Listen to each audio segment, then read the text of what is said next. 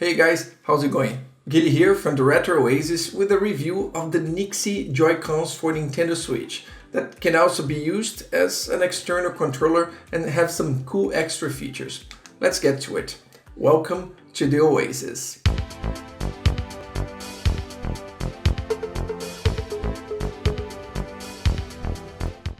I'd like to thank NYXI for getting in touch and sending this Joy-Con for review. I also want to be as transparent as possible, saying the company did not approve this video or even watched before my upload. All the opinions you see here are my own and nobody else's. Let's start with the unboxing that's really basic and typical of these Chinese products. Of course, we have the Joy-Con, we have this connection piece that we can attach the Joy-Con into to use them as an external controller, USB Type-C cable for charging, and a manual. We have a few things in this model that makes it stand out from the other ones in the same category. It has rumble. Well, it's not HD rumble like on the original Joy-Cons, but nonetheless, it's a feature missing in several of these models. 2 additional back buttons that can be mapped. Rechargeable batteries, making it able to be used as an external controller. Even the Hori SplitPad Pro doesn't have any batteries and can only be used attached to the Nintendo Switch. LED lights around the thumbstick rings. Something similar with the Odin, but on the Odin it's just blue and you can only turn it on and off. Here it's RGB with several colors. I'll show you in a minute. I'll have a link for these Joy-Cons in the video description as well as the other devices I'll be showing here. But before you get your wallet out, let's see if it's worth it. To make it easier for us to look at the layout, I'll attach them to this connection piece. And it actually looks nice. It's like having a Pro controller in your hands. Starting with the D-pad, this one is not very common on most controllers. It reminds me of the D-pad used on the GameSir T4 Mini, but the central area here is even bigger. I myself prefer a more traditional D-pad like the one on the Hori SplitPad Pro. It's great and very responsive, but this one from NYXI, it's not bad at all. On my tests, it did compute my moves without too many issues, and when it didn't, it was most likely user error. I'm terrible at fighting games. I also have this generic Joy-Con that's actually pretty good, called Cool. And even though I prefer a more traditional D-pad like this one, I felt my commands were better recognized on the NYXI. But, like I said, I'm terrible at fighting games and far from being a pro on the subject. It could have been user error. The D-pad measures 24.8mm. The Hori SplitPad Pro is smaller with 23.5mm. The Cool also measures 23.5mm. The GameSir T4 Mini, it's about 1mm smaller with 23.4mm. So yes, this D-pad is bigger than the ones I have here, but it is light years ahead of the Nintendo Switch original ones. It has medium travel distance, as you can see here. When pressed, it rests slightly above the shell, the way I like it. The thumbsticks are the same used on the GameSir T4 Mini. They have a little bit of texture around them for better grip. It kind of reminds me of the ones used on the Xbox controller. They pivot quite a lot, and that gives you more control over the character. Of course, they are clickable. Being a Nintendo Switch controller, it's a must. And here we have a cool thing over other Joy-Cons. The LED lights on the thumbstick rings. You have 8 different colors that you can change pressing the T button on the back and pressing the thumbstick. It's nice they're independent, so you can use different colors on different sides. And they have different styles as well. Pressing the T button and the thumbstick twice, it goes into pulse mode, and the colors change periodically. Doing the same thing again, it stays on pulse mode, but with the rainbow colors. And if you do that one more time, you deactivate the lights. You can even adjust the intensity pressing the thumbstick first and then the T button for 1 second. Okay, enough of the thumbsticks. Let's check the face buttons. They are quite large with 9.7mm.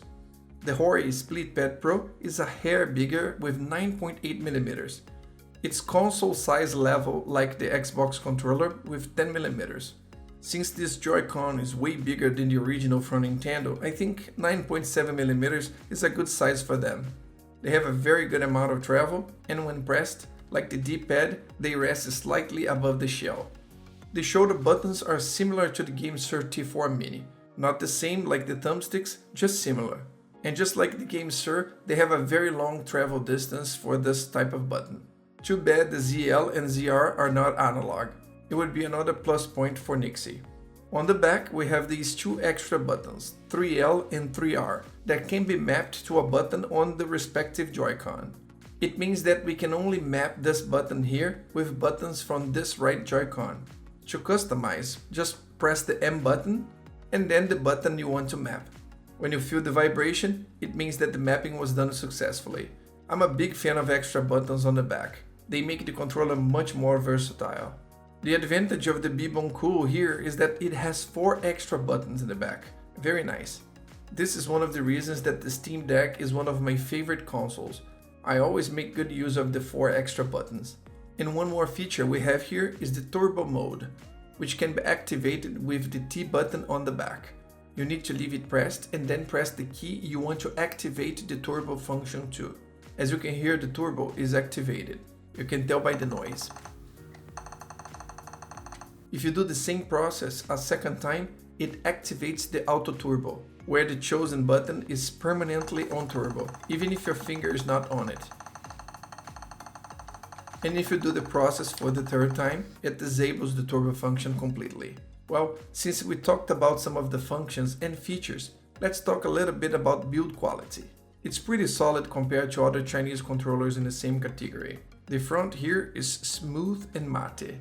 Let's say it has a little texture applied to the plastic. Very soft. I do like it a lot because it helps to hide the fingerprints. The bat, on the other hand, has a different texture, with a slightly rougher, checkered texture to help with the grip. And the plastic used here has a nice finish to it, without sharp edges or leftover pieces that we sometimes see in some Chinese products. And all the corners and joints fit perfectly. A simple detail I took notice, and I thought it was really cool, is this flat surface they left on the bottom of the Joy-Con. This small detail allows you to leave your Switch standing on a flat surface. Kudos to NYXI for thinking about that. One thing I forgot to mention are these USB ports that we have on the bottom that are used to charge the controllers. But the truth is, you don't even have to worry about them because they charge automatically when attached to the Switch on the dock. After the build quality, let's talk about ergonomics. These bumps on the back are quite accentuated and make it very comfortable to hold. In my opinion, it's even better than the Hori Split Pad Pros, where the bump is not as big. The Uncool has the biggest bump of them all, with a fantastic grip, and it still has the advantage of having 4 mappable back buttons instead of 2.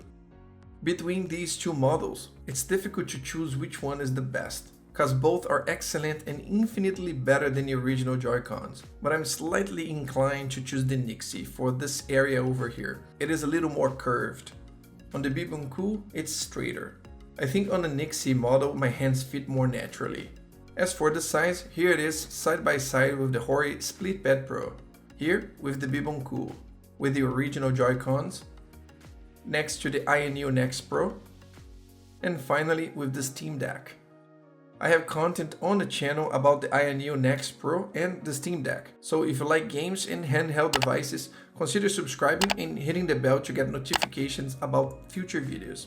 Back to the size, it's definitely bigger than the original, and you probably need a bigger case to store your Nintendo Switch with this Joy-Con. I left a link in the description with a suggestion for you. And let's say you want to use it as an external controller.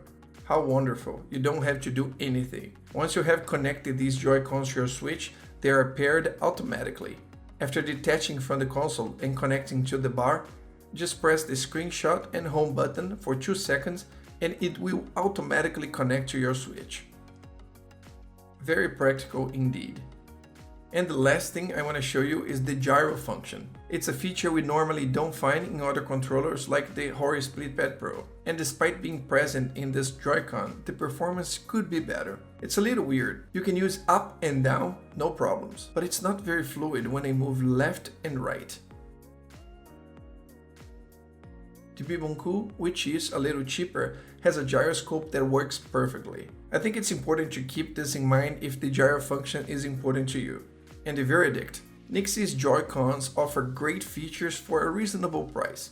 Some of the features that we have here that sets this controller apart from others are the rechargeable battery, which will allow you to use it as an external controller, rumble, that despite not being HD, you can still adjust the intensity, additional mappable back buttons, customizable LED lights, turbo, and gyroscope. although the latter did not perform very well in my tests. Not to mention the pairing.